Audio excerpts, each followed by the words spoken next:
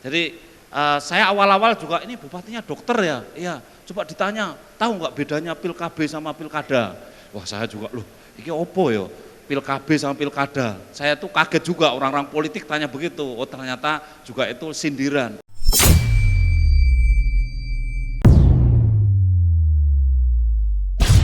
Baiklah hadirin Bapak Ibu yang kami hormati, untuk selanjutnya kami mengundang dengan hormat Bupati Kulon Progo Daerah Istimewa Yogyakarta, Bapak Hasto Wardoyo untuk dapat memberikan sharing session kepada kita semua. Boleh kita berikan tepuk tangan?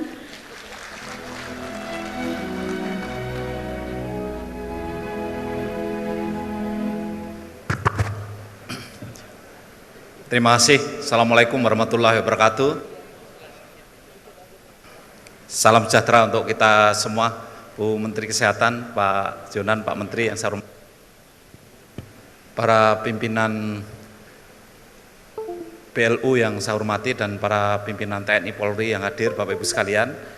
Saya diberikan surat untuk memberi materi yang terkait dengan bagaimana upaya kemandirian ekonomi daerah, hubungannya dengan kesejahteraan dan kebahagiaan. Mudah-mudahan nanti ada hubungannya dengan ini yang tentang BLU tentunya. Next.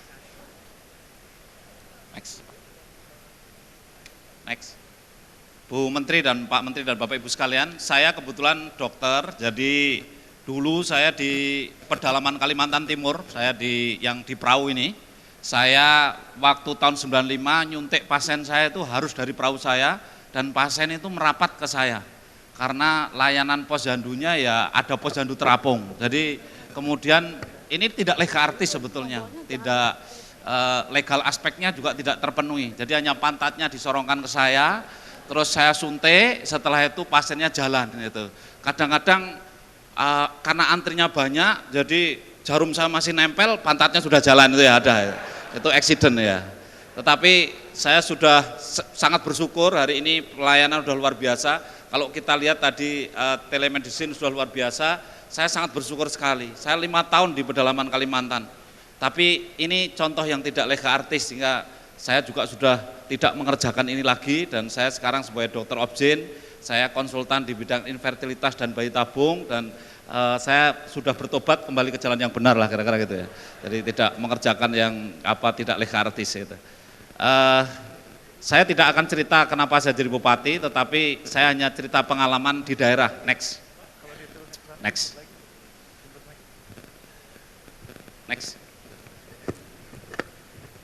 Ya ini Kulon Progo, jadi Kulon Progo itu daerah istimewa Yogyakarta. Saya kadang-kadang juga tersinggung ditanya, Pak Hasto bupati dari mana? Dari Kulon Progo, Ponorogo. Oh Kulon Progo itu tidak terkenal ya, memang terkenalnya Ponorogo. Jadi kami di Yogyakarta dan penduduk kami tidak banyak, hanya sekitar 480.000. Next. Saya akan sharing sedikit saja, yaitu tentang masalah-masalah yang ada di daerah. Saya yakin memanage sebuah badan layanan umum dan memanage masyarakat itu ada identik-identiknya. Yang tadi Bu Menteri sampaikan bahwa kita tentu tidak cari untung, tetapi tidak boleh defisit juga. Next. Ini situasi yang melatar belakangi daerah, saya kira kemiskinan masih banyak. Tentu di kabupaten kami di DIY, di Kulon Progo masih banyak sekali kemiskinan. Ini menjadi satu tantangan bagi kami. Next ya. Next. Ada hal-hal yang membuat tekanan bagi kita semua. Hari ini ada globalisasi sehingga masyarakat itu sudah luar biasa, aksesnya kemana-mana luar biasa. Hari ini ada advance in teknologi, people always on. Kalau tidak on katanya on, katanya begitu. Ya. Jadi masyarakat itu tuntutannya sudah luar biasa, ekspektasinya tidak seperti dulu. Dulu kalau bupati datang ke suatu daerah itu pasti di subyo-subyo bahasa Jawanya itu, sangat dihormati, dicarikan jalan yang bagus itu. Kalau sekarang justru Pak Bupati mau datang, carikan jalan yang jelek gitu. Ya, supaya tahu bahwa bupatinya bahwa di sini ada jalan yang masih jelek gitu. Jadi saya awal-awal juga ini bupatinya dokter ya, iya. Coba ditanya, tahu nggak bedanya pil KB sama pilkada? Wah saya juga loh, ini opo ya pil KB sama pilkada. Saya tuh kaget juga orang-orang politik tanya begitu. Oh ternyata juga itu sindiran. Pak Bupati kalau pil KB itu kalau lupa jadi, tapi kalau pilkada kalau jadi lupa. Astagfirullahaladzim. Nanti rakyat pinter-pinter hari ini, rakyat pinter-pinter. Jadi Badan layanan umum tentu menjadi suatu beban tersendiri juga ketika kita melayani publik yang sangat ekspektasinya sangat luar biasa. Belum lagi adanya perubahan populasi dan juga individualisme, pluralisme ini sangat mempengaruhi. Next. Ini suatu keadaan yang saya sendiri juga agak sedih ya Bapak Ibu sekalian. Saya ini sharing aja bahwa kami di daerah itu punya problem yang serius seperti ini. Uang diberikan dari pemerintah ke rakyat, tetapi kalau kita lihat coba belanja rakyat itu seperti ini profilnya. Untuk belanja rokok bisa 180 miliar setahun. Ya. Jadi padahal kita memberikan bantuan pangan non tunai dan juga bantuan untuk mencegah stunting itu tidak sampai segitu banyak. Ya. Aspal itu sekabupaten kami ngaspal hanya menghabiskan 90 miliar. Tetapi merokok 180 miliar, artinya ngaspal bibir lebih mahal daripada ngaspal jalan. Ini satu kenyataan loh ya. Kemudian pulsa itu bagus sih, banyak untuk telekomunikasi yang lebih baik lagi, tetapi warga di desa bisa menghabiskan 74 miliar setahun di Kulon Progo itu, dan kurang produktif, hanya dipakai untuk hal-hal yang diinginkan, tidak dibutuhkan. Itu ada yang komunitas warga miskin itu yang nyadap pohon kelapa gambarnya, itu juga dia ke pohon kelapa hula halu bawa HP gitu. Kalau saya tanya, kamu tuh orang miskin kok ya hula halu, pulsanya habis banyak, niranya cuma laku 1.000, pulsanya 2.000. Dia jawab, Pak Bupati kalau di bawah nggak ada sinyalnya, ya sudah kalah lagi saya. Ini perilaku boros sebetulnya. Artinya apa? Kita menghadapi permasalahan bahwa mentalitas masyarakat itu juga menjadi satu kondisi yang kita boros. Oleh karena itu kalau tadi Pak Menteri, Pak Jonan itu memberikan kuliah kepada kita tentang hal yang sifatnya nasional atau bahkan internasional, saya mungkin memberikan kontribusi kecil bahwa situasi di masyarakat itu ada juga seperti padanannya kita isi air banyak tetapi bocornya juga banyak. Itu makanya next. Nah, ini saya mangkel sekali itu. Orang cuman ngerumput saja itu pakai motor keren-keren seperti itu. Itu hampir saya tendang motornya ya. Wong saya aja bupati, mobil saya itu Camry tahun 2006 kok sampai sekarang belum diganti kok. Dan sekarang hari ini sudah macet, pintunya nggak bisa dibuka kok. Ini kok rakyat miskin malah motornya keren-keren seperti itu. Ini kan uangnya cuma lari ke negeri orang. Ya, sebetulnya ini sangat boros. Hanya mereka itu tertantang bahwa yang namanya kaya itu identik dengan simbol-simbol kebendaan. Kalau saya ya kaya itu apabila bisa hidup seperti sedia kala dalam waktu lama meskipun tidak bekerja. Titik, itu kaya. Iya. Oh. Tadi Pak Jonan udah ngajari kita loh, ya harus ada pendapatan, harus ada. Kalau Bapak Ibu sekalian, kalau Mario Teguh kan mengatakan kalau Anda umur 50 tahun Anda masih memikirkan tentang penghasilan, maka hidupnya yang 50 tahun itu salah semua. Gitu. Saya juga kaget, berarti kita itu salah semua ya, gitu ya. Karena apa? Diberi waktu hampir 25 tahun untuk membangun passive income, tetapi tidak pernah dilakukan. Oleh karena itu boros itu menjadi satu permasalahan. Next. Saya sepakat kalau ada pakar tentang revolusi mental itu penting dan mengatakan demikian.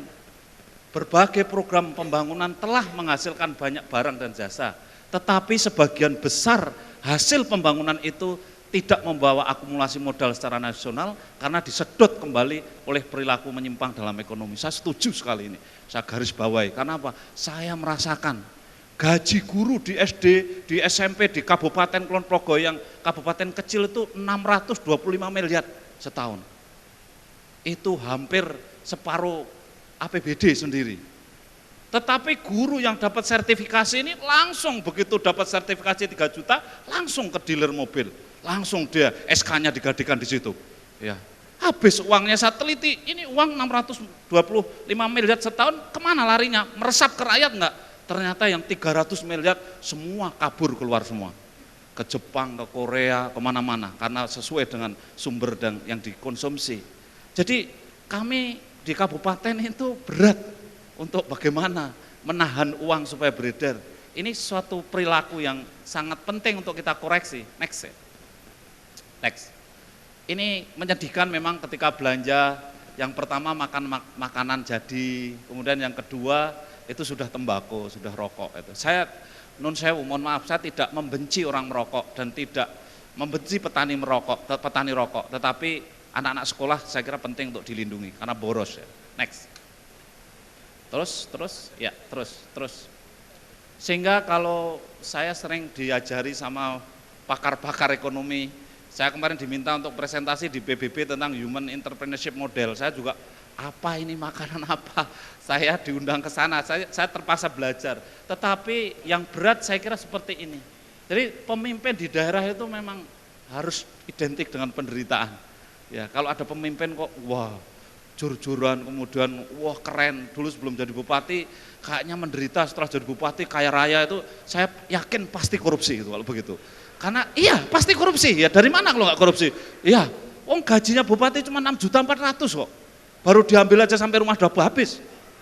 Nah, di jalan kan banyak pemilih-pemilih tadi yang apa bedanya pilkada sama pilkab tadi kan tanya. Ya. Nah, oleh karena itu harus pemimpin di new public management harus punya jiwa entrepreneurship, dan itu tidak cukup sebagai business entrepreneurship yang murni, tetapi kemudian harus punya social entrepreneurship. Tapi ternyata juga nggak cukup, harus lagi human entrepreneurship model. Sehingga pemimpin yang ditantang untuk mengkolaborasikan, untuk mengintegrasikan antara inovasi yang sustainability-nya bagus dan kemudian bisa menjamin keberlangsungan hidup manusia, itu waduh tugas yang sangat berat. Mestinya para pemimpin itu sama dengan romo, sama dengan kiai, sama dengan pendeta yang tidak punya kepentingan kecuali kepentingan untuk kesejahteraan umatnya. Mestinya idealnya seperti itu mestinya. Sehingga kalau saya ditanya, apa tuh definisinya pemimpin tuh? Ya kalau saya pemimpin tuh ya hamba Allah, hamba Tuhan yang rela hati menempatkan diri di tempat yang paling rendah, harus melayani semua orang. Saya itu ya malam-malam ditelepon, oh Pak Bupati ini airnya tidak ngalir, ini gimana kok Bapak kebijakannya nggak bagus. Baru telepon kepala dinas, Pak ini besok gini. Karena saya masih saya praktek seminggu 2 kali sebagai dokter biar bisa melayani masyarakat. Saya ditelepon lagi, Pak Bupati, Pak Dokter Hasto, ini ketubannya pecah. Waduh beda lagi ya. Yang satu sawahnya nggak ngalir, satu ketubannya pecah. Ya inilah apa ya, masalah itu sangat diferensiasinya sangat luar biasa. Oleh karena itu saya yakin tidak ada euforia di dalam kepemimpinan. Next. Sehingga kami berpikir bahwa tadi kita bagaimana inovasi yang bisa kita lakukan, dan setahu saya diundang ke sini juga untuk sharing sedikit tentang inovasi. Barangkali inovasi ini bisa untuk ya saya juga bisa mendapatkan masukan-masukan. Next. Ya. Kami membuat perda tentang pendidikan karakter. Kemudian kami juga buat perda tentang TDUP untuk hiburan malam. Ini mencegah boros sebetulnya, masyarakat biar tidak boros.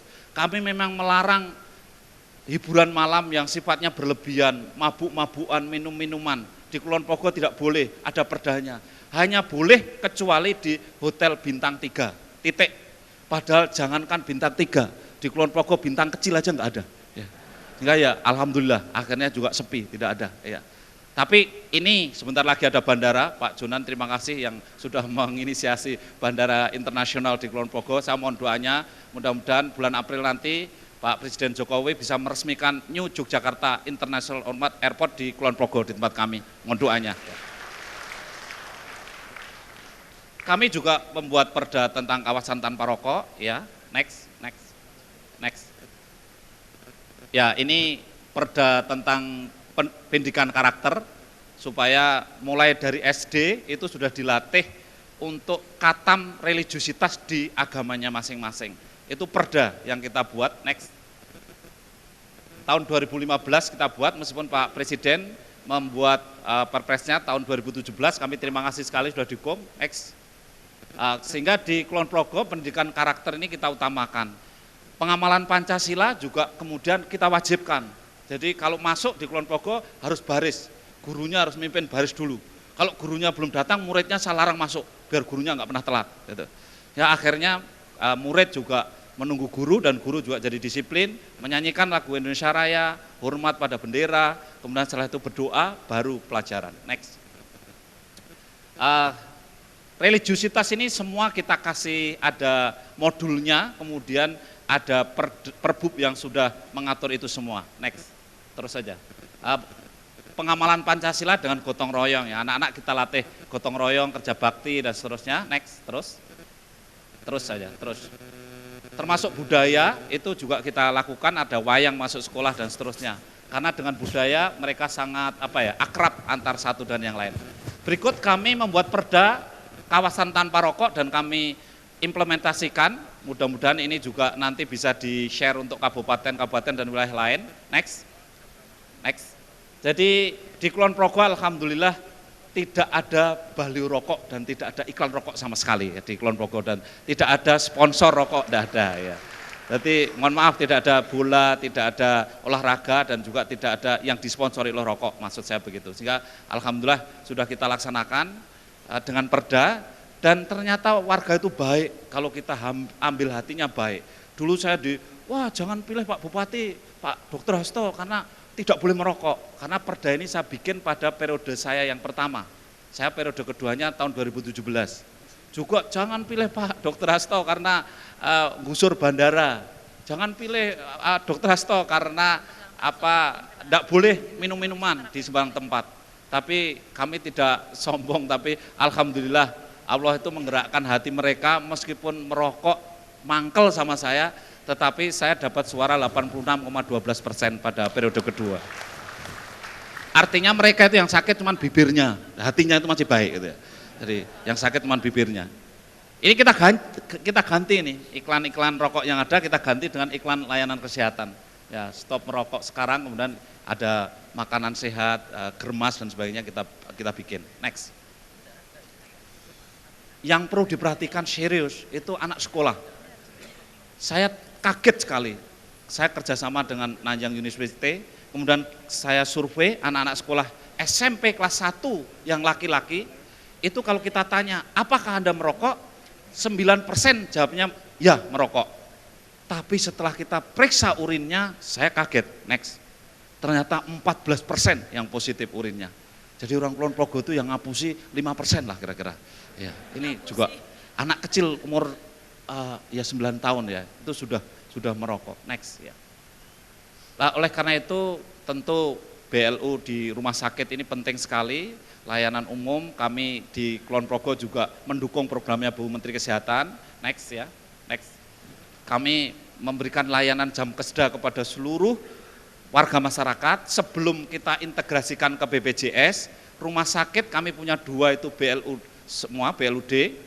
Kemudian puskesmas semua kita BLU-kan, kemudian mereka puskesmas bisa ngangkat dokter sendiri, bisa ngangkat perawat sendiri, dan jam kesda kita pakai untuk menjamin semua layanan puskesmas gratis, semua warga asal KTP-nya Kulon Progo atau KK-nya Kulon Progo meskipun belum punya BPJS, masuk ke rumah sakit silahkan, kita subsidi 5 juta, kalau kelas 3 penuh naiklah kelas 2, kalau kelas 2 penuh naiklah kelas 1, tidak dihitung kelas 2 dan tidak dihitung kelas 1. Dan alhamdulillah rumah sakit tipe B Kulon Progo juga tidak rugi. Ya, jadi sebetulnya simplicity, penyederhanaan. Rakyat itu lebih senang dimudahkan daripada digratiskan. Ternyata itu. Jadi cuma dikasih 5 juta, kalau kelas 3 penuh naik kelas 2 dan seterusnya, kalau kurang nambah sendiri, senangnya luar biasa, senang sekali. Dan mereka sharing sendiri, nambah sendiri. Sehingga sering saya usul sama BPJS, sharing itu boleh, ya cost sharing itu boleh, sering saya usulkan demikian, karena rakyat itu lebih senang dimudahkan daripada digratiskan. Menyembuhkan sama memuaskan itu tidak identik. Banyak pasien yang sembuh, tetapi tidak sembuh tetapi puas. Saya nolong persalinan, kemudian ada yang meninggal itu, ada ya, Pak Dokter terima kasih sekali loh sudah nolong istri saya dari awal sampai meninggal. Waduh sedih juga ya, saya nggak bisa senyum sih, tapi pasien itu tulus sekali, datang bawa ayam itu kan tulus sekali gitu. Padahal saya sedih sekali ini kematian maternal. Ya, artinya apa? Pemerintah itu sebetulnya pertama kalau belum punya uang memuaskan dulu. Kalau uangnya udah banyak, unlimited, semua ditraktir semua. Yang penting kan puas dulu. Ya. Jadi kalau unlimited kan mahal sekali. Tapi kalau memuaskan sebenarnya tidak mahal. Next. Masih berapa menit? 5 menit? Ya, ya. Terima kasih. Terus, ini yang terakhir. Kami punya slogan bela dan beli Kulon Progo. Next. Terus. Karena waktunya. Terus. Jangan. Kami punya slogan bela dan beli Kulon Progo. Kalau mau membela, harus membeli produk sendiri. Bela dan beli. Makanya PDAM itu juga badan usaha milik daerah. Saya tanya, PDAM itu singkatannya apa? Perusahaan daerah air minum, Pak. Kenapa tidak pernah bikin air minum? Bikinnya cuma air mandi.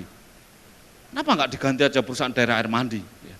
Saya survei seluruh kabupaten itu 1 bulan 6 juta gelas habis, 6 juta gelas. Dibeli oleh masyarakat. Kenapa PDAM tidak bikin?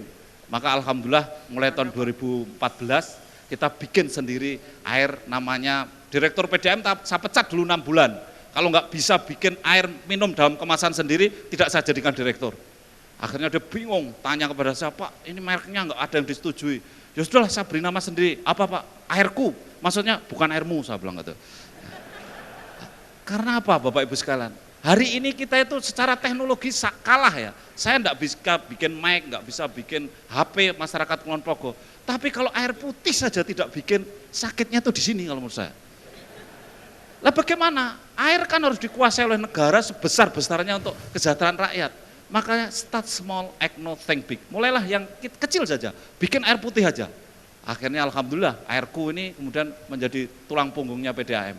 Sehingga kami mohon doanya, air ini menjadi air yang mensejahterakan. Kami sudah MOU dengan Pak Faik, Direktur Dirut AP1, karena di Kulon Progo itu ada bandara internasional. Besok pesawat harus pakai airku kalau mendarat di Kulon Progo, saya bilang gitu. Kalau nggak pakai airku, nggak boleh mendarat, saya bilang gitu. Supaya rakyat tidak jadi penonton. Maka hari ini juga kita harus tidak menjadi penonton. Terus, hampir. Rakyat gembira sekali dengan punya bangga, punya air sendiri. Next. Ya, batik juga sama, harus kita bikin sendiri, bela beli produk sendiri. 80.000 siswa harus beli batik di Kulon Progo. Hak kekayaan intelektualnya kita urus. Berapa miliar uang yang beredar? Next, terus. Beras juga begitu. PNS saya minta beli beras 10 kg saja per PNS kepada petani. Kita fasilitasi dari Dinas Pertanian. Alhamdulillah ini Kepala Bulog Yogyakarta tahun 2014 saya rayu 2 tahun supaya menyetujui Bulog tidak membawa beras ke Kulon Progo. Harus berasnya dari petani. Ke Kulon Progo membawa uang saja. Alhamdulillah setelah dirayu 2 tahun akhirnya membawa uang 53 miliar per tahun untuk rakyat Kulon Progo. Dan berasnya adalah beras rakyat Kulon Progo. Ini sebetulnya kan apa ya? Bagaimana uang tuh kita jebak di daerah biar dia tidak keluar lagi. Next. Terus. Ini gabungan kelompok taninya, ini gudang Bulog yang diisi kita, dan terus saja. Hari ini kami sudah tidak mengambil beras dari Bulog lagi, langsung kita potong kompas. Next, dari warung yang melayani orang miskin, ngambil beras dari gabungan kelompok tani, kemudian penerima bantuan pangan non tunai itu secara sudah pakai voucher. Kemudian Pemda tidak mengontrol bersama bank, sudah menjadi close loop yang tertutup, uangnya tidak pernah keluar. Bela beli Kulon Progo, uangnya di situ semua. Kalau kita lihat kabupaten lain yang melayani siapa? Waralaba berjejaring. Kalau warung ini yang punya siapa? Orang miskin. Yang punya orang miskin. 1 warung dimiliki 10 orang miskin. Sehingga kalau suruh bariskan orang miskin, saya punya ini 111 warung, punya 1.100 orang miskin. Ayo orang miskin baris gerak itu bisa semua. Ya. 1.100 dan dia punya downline berapa? 51.000 miskin semua itu. Ya. Jadi bagaimana telekomunikasi yang baik, industrialisasi 4.0 ini kita implementasikan di ruang kemiskinan. Sementara sekarang kan masih temanya di ruang yang anak-anak muda itu, ayo belajar ini, belajar e-marketing, nanti cepat kaya. Semua adalah provokasi kapitalisasi. Untuk akumulasi modal itu terkumpul kepada sedikit orang. Coba, adakah orang yang mau menggeser itu ke ruang sebelah? Ruangnya orang miskin, di mana menjadi networking bersama orang miskin. Saya kira kalau ada yang begitu, ini menjadi startup baru yang anggotanya cepat, banyak, tapi miskin semua. Dan itu kemudian sejahtera. Hari ini kami tadi matur sama Pak Menteri, Pak Rudiantara, kami membuat 2 desa yang kami full always on. Kemudian BUMDes-nya, saya izin Pak Menteri, kami dipercaya jadi provider untuk memproduksi pulsa sendiri, BUMDes. Sehingga uang yang untuk beli pulsa 76 miliar setahun tadi bisa masuk ke BUMDes. Kalau kami kemarin sudah lonceng airku, insya Allah kami akan lonceng sebentar lagi pulsaku. Ya. Jadi pulsa dari Kulon Progo dan ini pulsa kita. Next. Ya, waktu. Terus tinggal mengakhiri aja nih ya. Terus kami juga membuat perda namanya waralaba berjejaring yang harus kita atur. Jadi di Kulon Progo itu saya sebut aja Alfamart Indomaret harus ikuti perda. Yang punya harus koperasi. Sehingga Alfamart Indomaret di Kulon Progo, kami terima kasih sekali kepada Alfamart Indomaret mau untuk dimiliki koperasi. Terus namanya diganti Tomira, toko milik rakyat. Ya. Dan ini kebanggaan kita, ya, bahwa kita punya Alfamart Indomaret yang sudah dimiliki rakyat, koperasi yang punya. Sehingga rezekinya juga untuk rakyat. Next, terus. Sehingga kami bikin teh sendiri. Ya, next ya.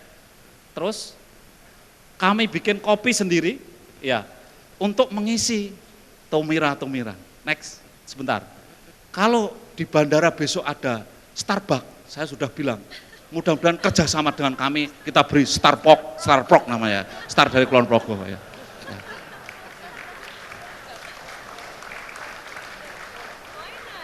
Karena biar tidak jadi penonton, kita tidak jadi penonton.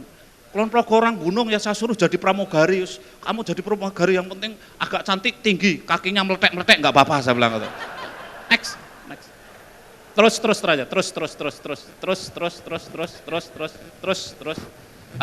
Sebelumnya. Ya. Bapak Ibu sekalian, oleh karena itu sebetulnya slide sebelumnya, inovasi itu tidak cukup, harus revolusi atau reformasi. Thomas Kuhn itu sudah bilang loh sejak zaman tahun 60-an bahwa inovasi itu just normal science. Tetapi revolusi itu adalah change of your mindset. Dan setiap ada revolusi, next slide, itu itu pasti menjebol tatanan, harus menjebol tatanan. Sehingga jangan bilang tentang revolusi atau reformasi kalau tidak menjebol tatanan. Sehingga tadi mulai dari beras, batik, air itu semua pasti menjebol tatanan. Ngerayu Bulog lama, ngerayu PDAM lama, dijebol tatanannya. Itu bukan sekedar inovasi, tetapi mestinya revolusi. Saya yakin di BLU itu lebih bisa daripada di pemerintah daerah. Kalau kita kan ini ya agak ngeri-ngeri sedap ya, karena kan juga ada diskresi itu. Kalau salah-salah juga bisa masuk kemana-mana. Nah, tapi yang penting kami kepada para OPD atau dinas kami sampaikan bahwa yang penting jangan ada kepentingan. Itu kepentingan satu untuk kesejahteraan rakyat. Kalau ada kepentingan Anda pasti tidak cerdas. Saya bilang begitu.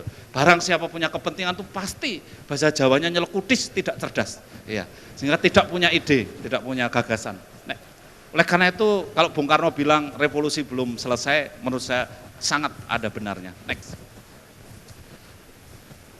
Ini contoh sederhana, ini yang terakhir aja. Kalau kita mau menghayati kemiskinan atau penderitaan atau kekurangan, insya Allah inovasi itu mudah dimunculkan. Saya itu dikejar-kejar sama konstituen, oh Pak Bupati, ini hari raya korban, saya minta tolong dong sapi, kambing. Kalau saya pikir pragmatis, nginjak kepala dinas PU, suruh cari untung, pasti korupsi. Dimintai 5 juta, pasti korupsinya 25 juta. Tapi janganlah melakukan itu, lebih baik kita berpikir keras. Saya akhirnya ada Taufik Hidayah ini ya bahasanya itu, oh saya ke Singapura aja lah, orang Singapura itu kan banyak sekali Islam, 600.000, saya datang ke Masjid Sultan, minta untuk MOU, bela beli Kulon Progo, ayo umat Islam dari Singapura korban di Kulon Progo, kambingnya beli di Kulon Progo, kemudian dipotong di Kulon Progo, dagingnya dibagikan rakyat Kulon Progo, kemudian uangnya dikirim ke Kulon Progo, pahalanya saya kirim ke Singapura, saya bilang gitu. Alhamdulillah Bapak Ibu sekalian, kemarin sudah 3 tahun kita lakukan, yang terakhir kemarin 2.400 ekor kambing masuk dari Singapura, dari Kulon Progo. Uang 3 juta kali kali 2005. Artinya apa? Kalau kita itu ingin cari ide sebenarnya ada, asal menghayati kemiskinan. Kalau menurut saya begitu. Nah, ya orang Kulon Progo senang sekali dapat kambing banyak. Wah, cuman motongnya ditunggui dari Singapura. Harus sesuai protap Singapura. Jeroannya dibuang, hatinya dibuang. Tapi ya dasar orang Kulon Progo, begitu orang Singapura pulang, jeroannya diambil lagi. Nah, kita kan ada soto babat, ada apa. Tapi saya hanya ingin cerita pada dasarnya bahwa ada banyak inovasi yang bisa kita lakukan seandainya kita mau menghayati permasalahan itu. Oleh karena itu sekali lagi pemimpin adalah hamba Allah, hamba Tuhan yang rela hati, menempatkan diri di tempat yang paling rendah dan harus bertahan dalam keadaan sulit dan menderita karena melayani orang lain. Titik. Terima kasih. Wassalamualaikum warahmatullahi wabarakatuh.